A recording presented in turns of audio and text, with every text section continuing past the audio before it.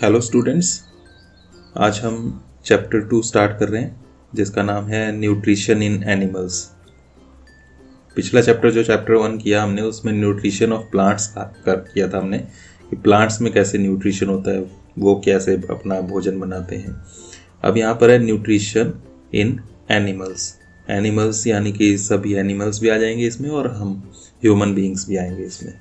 तो चैप्टर 1 में हमने देखा कि प्लांट्स जो हैं वो अपना फूड खुद बनाते हैं, लेकिन ह्यूमंस और एनिमल्स जो अदर एनिमल्स हैं वो अपना फूड खुद नहीं बना सकते, वो अदर एनिमल्स या प्लांट्स पर डिपेंड होते हैं।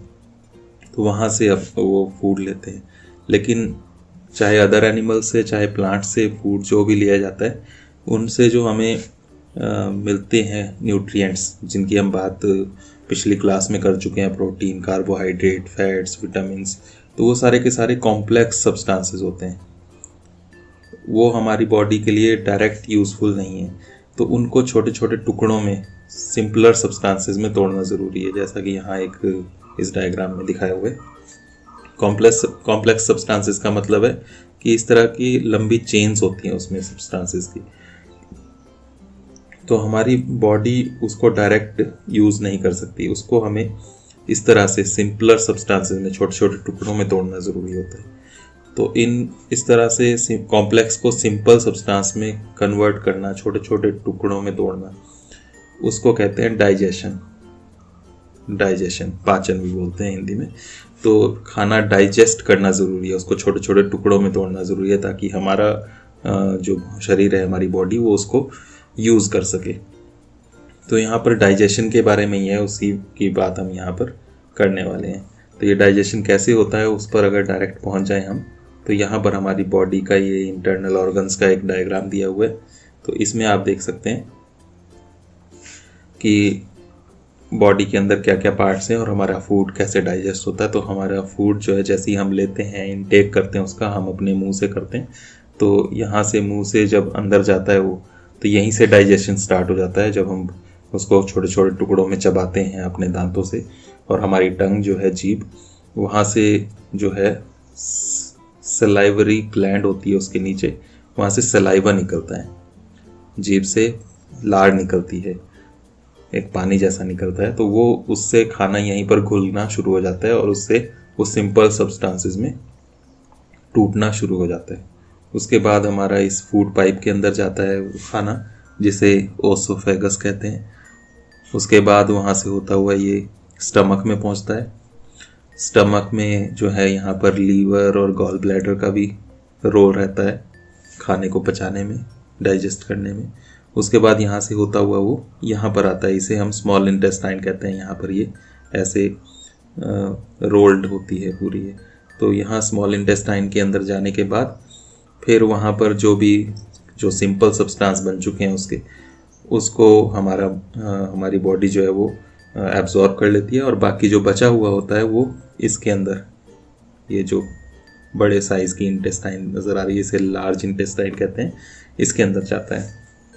और इसके बाद जो बचा हुआ, जिसकी हमारे बॉडी को ज़रूरत नहीं है, जो बचा हुआ खाना होता है, वो यहाँ पर रेक्टम में इकट्ठा हो जाता है। और उसके बाद फिर ये एनस है, एनस से वो बाहर निकल जाता है हमारी बॉडी से। तो इस तरीके से हमारी बॉडी के अंदर फूड का डाइजेशन होता है। तो इसी के बारे में डिटेल में आगे पूरा दिया हुआ है। तो सबसे पहले माउथ आ गया यहाँ पर, माउथ एंड बक्कल कैविटी, मुंह के अंदर का। तो मुंह के अंदर क्या क्या होता है वो यहाँ पर इस पोर्शन में दिया हुआ है।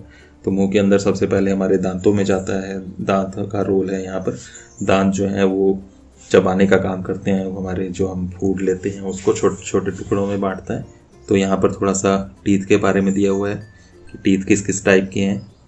तो सबसे पहले अगर अपने दांतों को आप चेक करें, तो उसमें शुरू के जो सामने के 4 दांत हैं, इन्हें हम इंसीजर कहते हैं। ये खाने को काटने का काम करते हैं।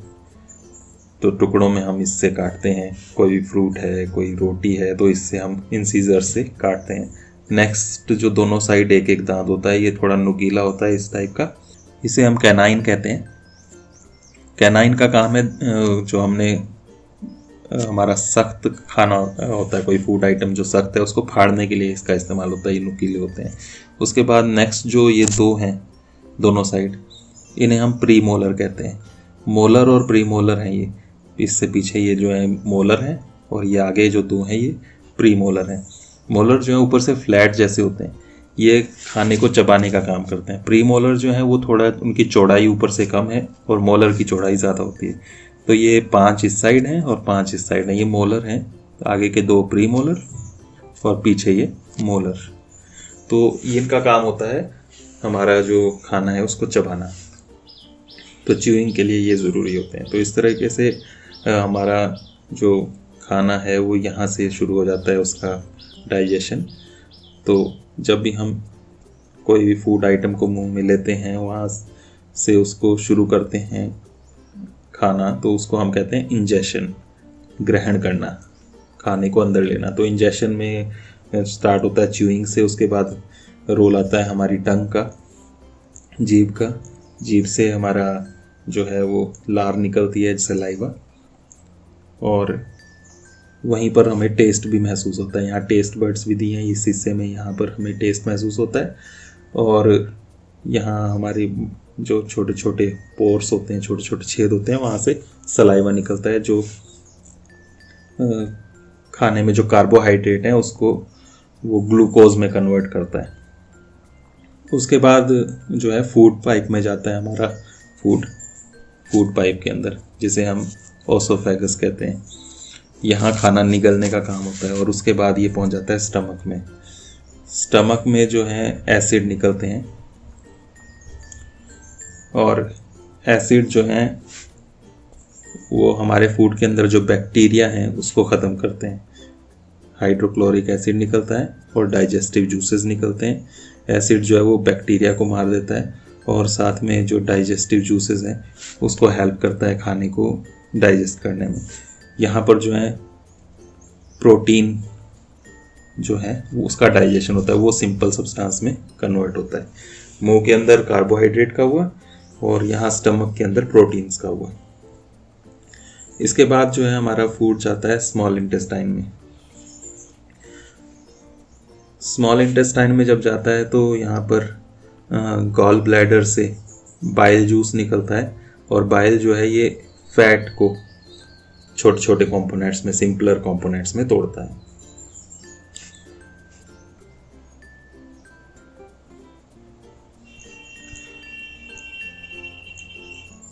उसके बाद स्मॉल इंटेस्टाइन जो है वो एब्जॉर्ब करती है, एब्जॉर्प्शन होता है वहाँ पर।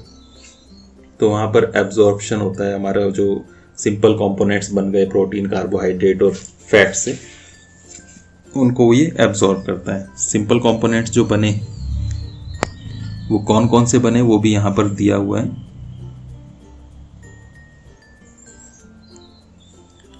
तो यहाँ पर वो दिया हुआ है क्या क्या कंपोनेंट्स बने। कार्बोहाइड्रेट्स जो हैं वो शुगर्स बन गई, ग्लूकोज। फैट्स जो हैं वो फैटी एसिड्स बन जाते हैं और ग्लिसरॉल बन जाता है। और प्रोटीन्स जो हैं उनसे बन जाता है एमिनो एसिड्स। तो ये जो बने ग्लूकोज, फैटी एसिड्स, ग्लिसरॉल और एमिनो एसिड्स, इनको हमारी बॉडी जो है यूज़ कर सकती है। तो ये जो बने उनको स्मॉल इंटेस्टाइन में जब जाते हैं वहाँ पर ये एब्जॉर्ब कर लेते हैं, हमारी बॉडी इनको ले लेती हैं। तो स्मॉल इंटेस्टाइन में फिंगर लाइक आउटग्रोथ्स होती हैं, हमारी फिंगर्स जैसी, हमारी उंगलियों जैसी अंदर से ग्रोथ होती है उसके अंदर। उन्हें कहते हैं विली। सिंगुलर जो है इसका विलस है, एक हो तो विलस कहते हैं और विलाय कहते हैं, ये जब प्लूरल होता है विलाय। तो वहाँ पर ये एब्जॉर्ब होती हैं, हमारी बॉडी इसको ले लेती हैं। और उसके बाद जो है बाकी बचा हुआ वो चला जाता है लार्ज इंटेस्टाइन में। लार्ज इंटेस्टाइन में जो है मेनली सॉल्ट्स जो हैं और वाटर जो है उसको ये एब्जॉर्ब करता है और बाकी जो बचा हुआ है उसको ये नेक्स्ट पार्ट में भेज देता है। वहाँ पर ये एनस से होता हुआ बाहर निकल जाता है। तो बाहर निकलने का जो प्रोसेस है उसको हम इजेशन कहते हैं, इजेशन। तो इजेक्ट हो जाता है, वहीं से बना ये इजेशन। उसके बाद है ये तो इस तरीके से हमारा हुआ ये पूरा ह्यूमन बींग्स में कैसे हम लोग इंसान जो है उसमें कैसे डाइजेशन होता है, खाना कैसे पचता है। उसके बाद है एनिमल्स में, जो ग्रास ईटिंग एनिमल्स हैं, घास खाने वाले, वो कैसे करते हैं। तो उनके बॉडी में भी सेम इसी तरीके से होता है जैसे हमारे बॉडी में है उसी तरीके से, लेकिन एक चीज़ डिफरेंट है, वो ये कि जब भी वो खाना लेते हैं तो उसको चबाते हैं और आधा चबा हुआ आधा पचा हुआ जो खाना है उनका, वो यहाँ पर बॉडी में एक पार्ट है, यहाँ पर स्टमक के पास रूमेन कहते हैं इसको, यहाँ पर ही वो इकट्ठा हो जाता है और वहाँ से वो बाद में जब इन्होंने खाना खा लिया उसके बाद वापस यहाँ से वो उसको छोटे छोटे पार्ट्स में अपने मुंह में लेकर आते हैं और दोबारा से उसको चबाते हैं। तो उसको बार बार चबाते हैं, इसको हिंदी में जुगाली भी कहते हैं। इस तरह से ये बार बार जुगाली करते हैं उसको, और इसकी ज़रूरत इसलिए पड़ती है इनको क्योंकि इनकी जो खाना है घास उसमें सेलुलोज होता है। सेलुलोज जो है वो भी कार्बोहाइड्रेट है, लेकिन ये और कॉम्प्लेक्स होता है, इसको हमारी बॉडी, ह्यूमन बींग्स की बॉडी नहीं पचा सकती, डाइजेस्ट नहीं कर सकती है।